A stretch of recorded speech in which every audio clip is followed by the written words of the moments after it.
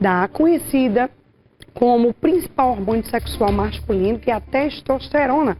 Hoje eu estou aqui com o urologista, o Dr. Tiago Costa. Ele vai estar aqui tirando todas as nossas dúvidas. Você que está aí do outro ladinho também pode estar participando do nosso programa.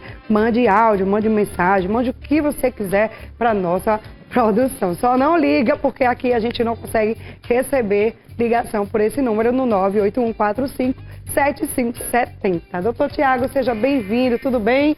Como vai? Bem-vindo aqui ao nosso Manhã da Gente.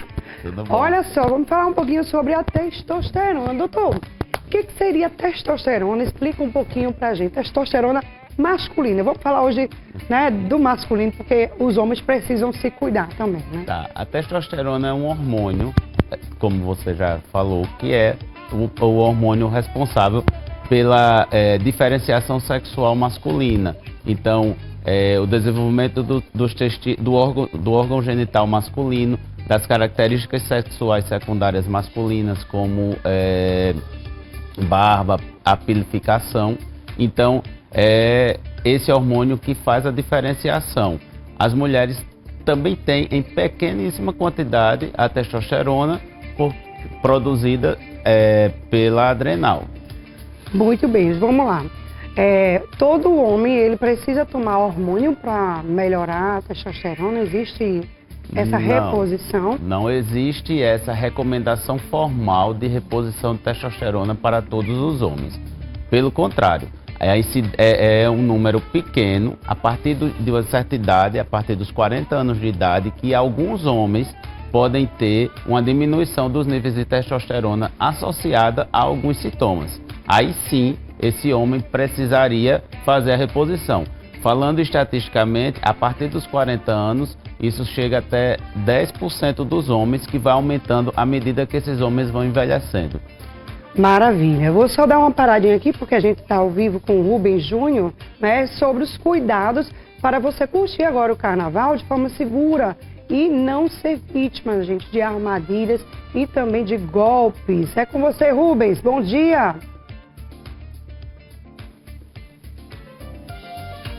Ok, bom dia para você, Marília, bom dia, amigos do Manhã da Gente. Nós estamos neste momento para conversar com o secretário executivo do PROCON do município de João Pessoa, Júnior Pires, justamente para dar essa orientação a mais.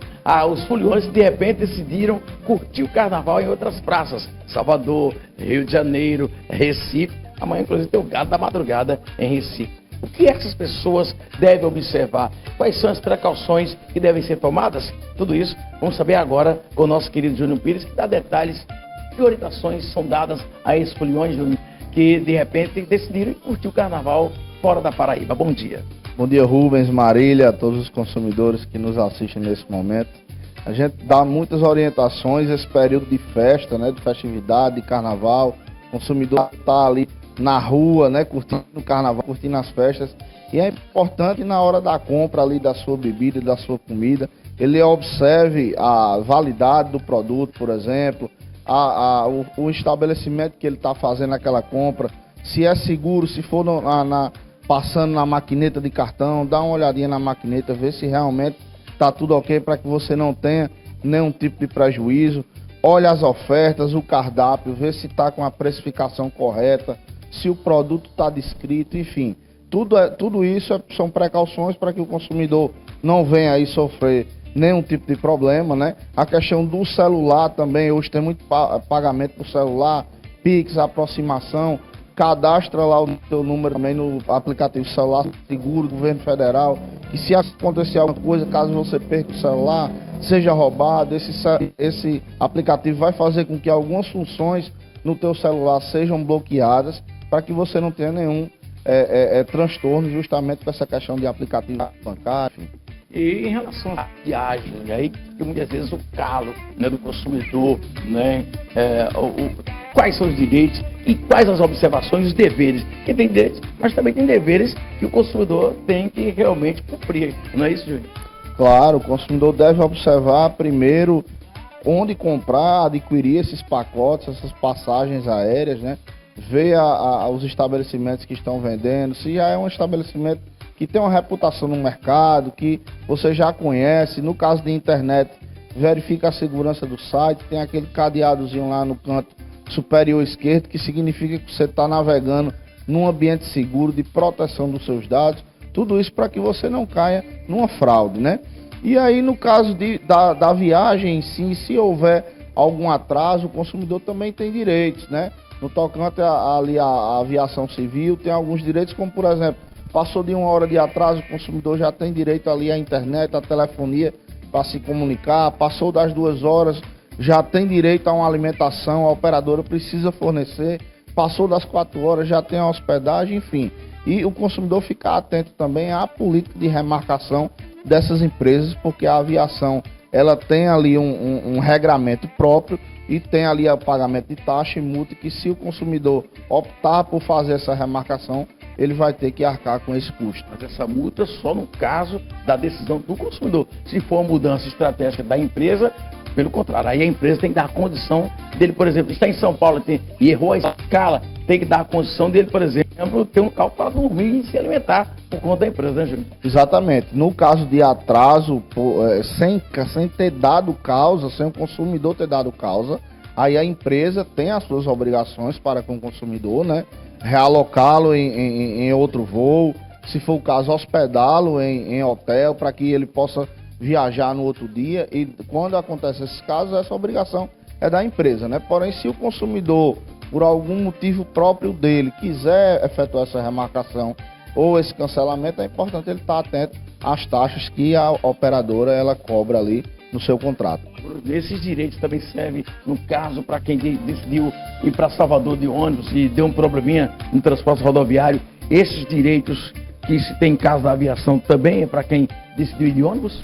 Sim, com certeza. O transporte rodoviário ele também tem essas obrigações com o consumidor.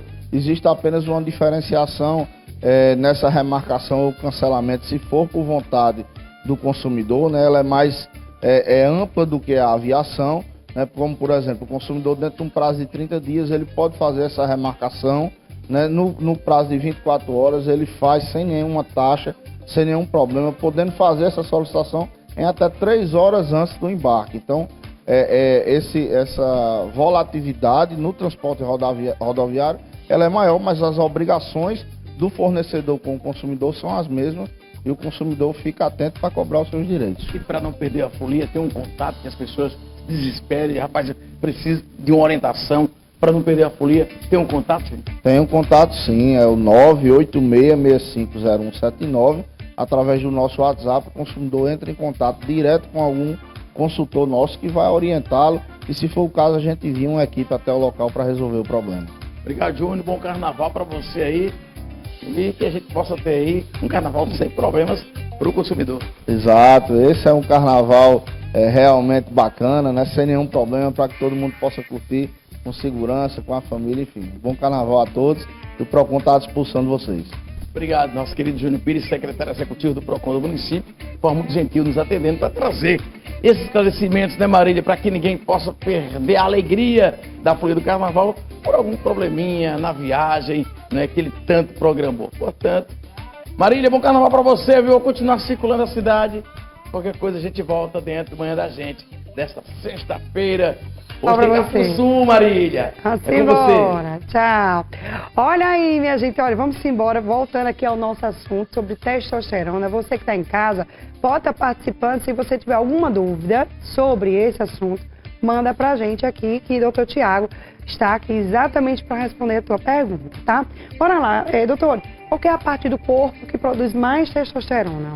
Então, o corpo masculino é o testículo que vai produzir a testosterona, certo? E como eu falei, na verdade só são duas glândulas que vão produzir a testosterona e a adrenal, ou suprarrenal, que é a glândula que fica acima do rim. Mas essa produção da suprarrenal é muito pequena, então realmente o principal produtor de testosterona é o testículo. Existe assim, um hormônio que inibe a testosterona ou não? Então, existem hormônios reguladores da testosterona. Esses hormônios reguladores são produzidos pela hipófise. A hipófise é uma outra glândula que se localiza na base do crânio e que produz alguns hormônios que são reguladores de outras glândulas. Um deles é é o LH-FSH que regula tanto o testículo quanto o ovário, no caso das mulheres, e o TSH, por exemplo, que regula a tireoide. Pode dar outros problemas? Essa hipófise a pessoa pode vir a ter algum outro problema a mais, algum outro tipo de doença? Sim, o problema na hipófise pode terminar afetando essas outras glândulas, porque, como eu falei, os hormônios que ela produz são hormônios que regulam as demais. Então, se você tem algum problema na hipófise, por exemplo, existem alguns tumores que fazem com que comprime essa hipófise e diminui a produção desses hormônios reguladores, termina que a manifestação clínica vai ser justamente a diminuição desses outros hormônios, porque os hormônios que regulam a produção deles não está sendo oferecido. Entendi. Qualquer pessoa pode ter isso? A partir de que idade, doutor? Sim, mas são situações relativamente raras, não são comuns, mas normalmente em adultos e são achados por manifestações, na grande maioria das vezes, por deficiências desses outros hormônios, hormônios tireoidianos ou hormônios sexuais, sejam a testosterona no caso dos homens ou os hormônios ovarianos no caso das mulheres. Né? Bora lá, solta a pergunta aí, Duda, por favor, para aqui na telinha. Bom dia, meu esposo tem 59 anos. Ele tem que tomar reposição de hormônios, doutor?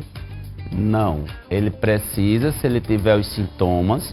Quais são os sintomas?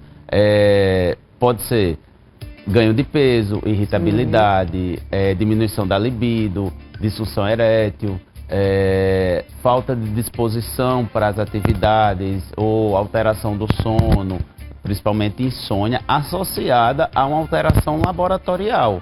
Ou seja, se realmente a testosterona estiver nos níveis baixos na dosagem do laboratório. Eu sempre enfatizo isso porque os sintomas são muito subjetivos. Se a gente falar isso, ganho de peso, irritabilidade, insônia, então no ritmo de vida que a gente tem, muita gente vai dizer que tem. E muita gente chega no consultório porque dá um Google e acha que, não, eu estou com baixa testosterona. Mas não é bem assim. Na grande maioria das vezes a pessoa tem os níveis normais e tem esses sintomas pelas questões dos hábitos de vida dela mesmo, né? Digamos que tá com a testosterona muito baixa. Baixa mesmo é abaixo de quanto, mais ou menos? Quando tá muito baixa, que negócio então, não tá mais... O parâmetro inferior que nós consideramos é abaixo de 200. Certo? Então aí, abaixo desses níveis, mas não necessariamente, novamente, não necessariamente tem que repor. A gente vê pacientes que têm testosterona de 150 e que está super bem. Então, fazendo atividade física com vida sexual normal, então esse homem precisa repor testosterona? Não necessariamente. Ele tem 59 anos, ele tem que continuar fazendo exercício, né? Ativo sexualmente, para poder o negócio... tem que ficar ativo direto, para poder o negócio ir repondo?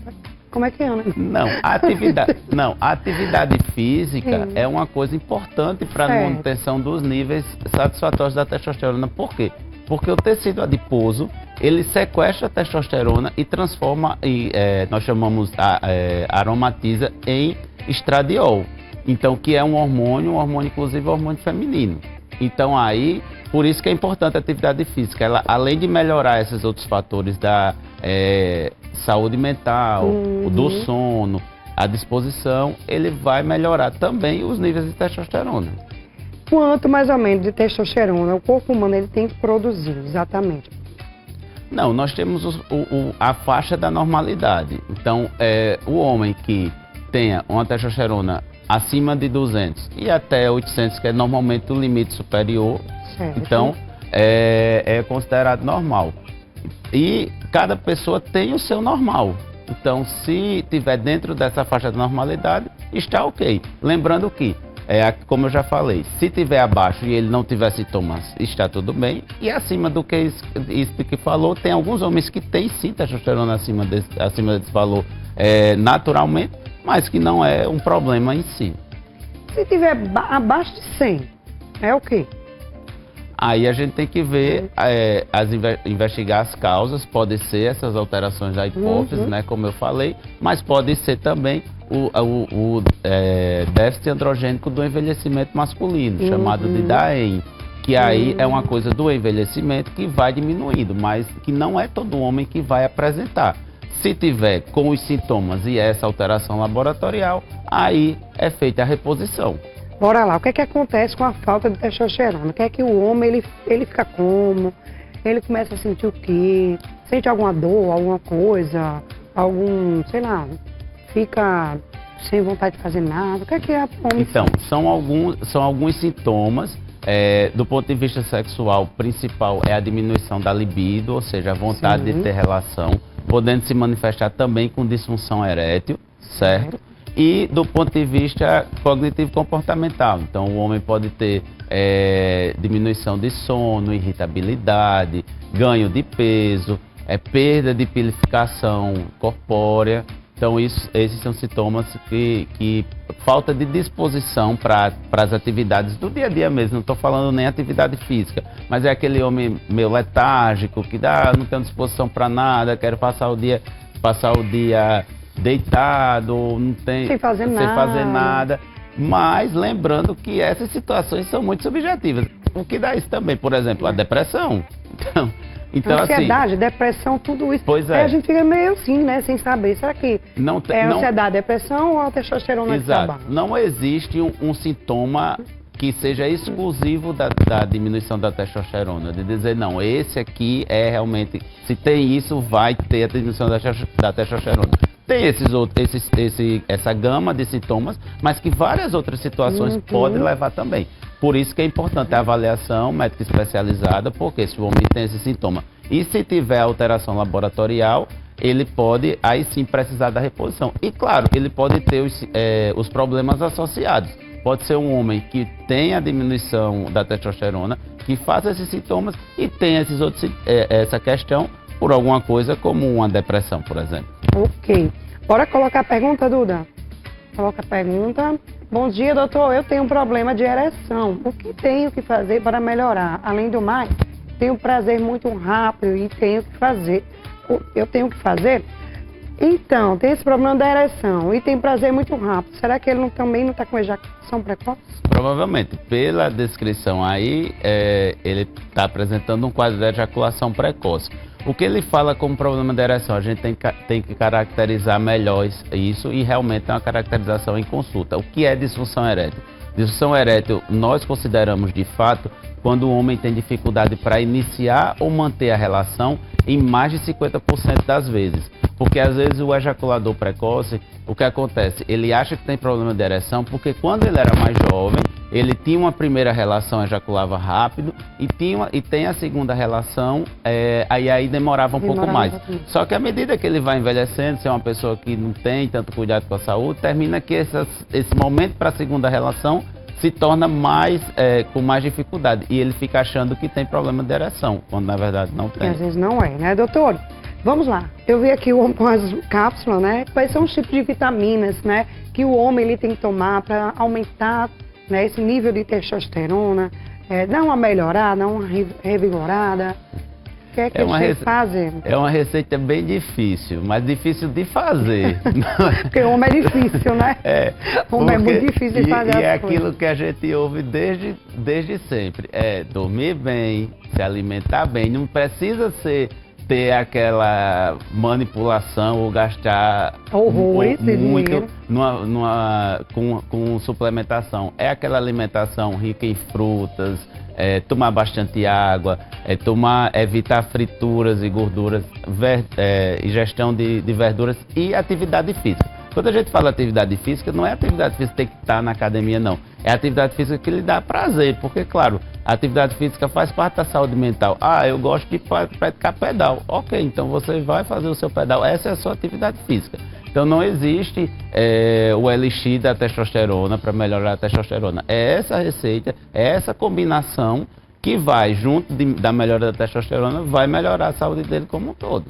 Bora lá, quais são os tipos, né, de exames que os homens eles têm que fazer para que eles possam avaliar melhor seu nível de testosterona, se tem essa hipófise, se tem alguma outra coisa a mais, como é que estão as taxas, o que é que eles devem fazer? Qual tipo de exame que é mais adequado? A partir dos 40 anos, se o homem tiver algum desses sintomas que eu falei, nós fazemos o que chamamos de perfil hormonal, que é uma dosagem da testosterona, na verdade, a testosterona total e nós vamos calcular a testosterona livre, que é a que vai, a efetiva. A avaliação da função hipofisária, que aí é através dos hormônios LH e FSH. Da função tireoidiana, que aí é o T4 livre e o TSH. E se for um homem que tem um gordinho, que tem algum sobrepeso, aí a gente vai dosar o estradiol. Bora lá, só o gordinho ou os maguinhos também pode ter? Em relação ao estradiol, não. Certo. Então, realmente, só aquele paciente que tenha sobrepeso é que nós dosamos esse hormônio, Certo. porque é aquela situação que eu falei. O homem produz a testosterona, o tecido adiposo pega e transforma em outro hormônio, no estradiol, que aí termina diminuindo a testosterona por conta disso. É o que a gente chama, que nós chamamos de hipogonadismo funcional. Maravilha, doutor. Só um minutinho aqui, vamos dar uma paradinha, porque olha, agora vou chamar a nossa repórter Joana Brito, que vai falar um pouquinho